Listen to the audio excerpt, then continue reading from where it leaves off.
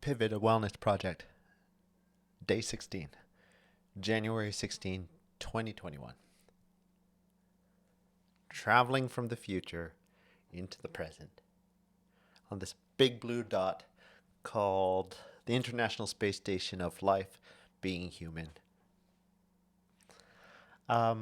Self leadership is a big topic in my life. So much so that I went to school again just to learn about leadership. Um, what a wonderful thing to take on self reflective practice.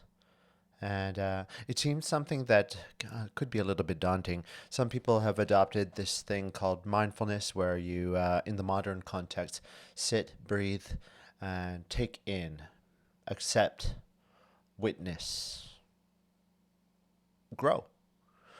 Other people journal every day. It's a wonderful practice that even on my end, I took that on when I was a little kid and I didn't even know that I was doing it, but then it accumulated over time. And then before I knew it, um, encyclopedias of information that I've gathered. Um, Note taking, being a student, selecting things that are of value for you that you capture, that a different student may not necessarily catch those things. Photo selection. So why you taking the picture of that flower or that bridge or your friend? Why that particular light? Why that picture out of all of the countless ones that you've taken do you select? Internet postings, so social media, likes, hugs, emoticons, hearts, thumbs up, dislikes,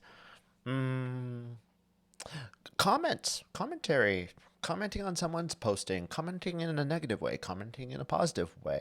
Fabulous stuff that's going on in terms of self reflective notes, mentions.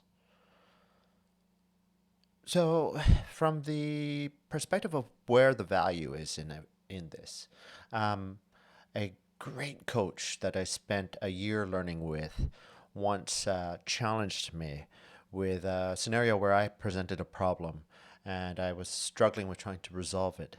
And she had turned to me in all my wonderment of this gift and said to me, well, why don't you look at it this way? What if you were to look at this problem from the most enlightened version of yourself, where all barriers were gone and maybe perhaps all of your successes had come true, a future version of yourself? What advice would you give to you? The insight that I have to share today in terms of self-reflective process, practice is that every time you capture some kind of a like, a dislike, a love, one of those things that you go, ooh, I'm going to share this, or ooh, I've captured this, you actually are projecting towards the future.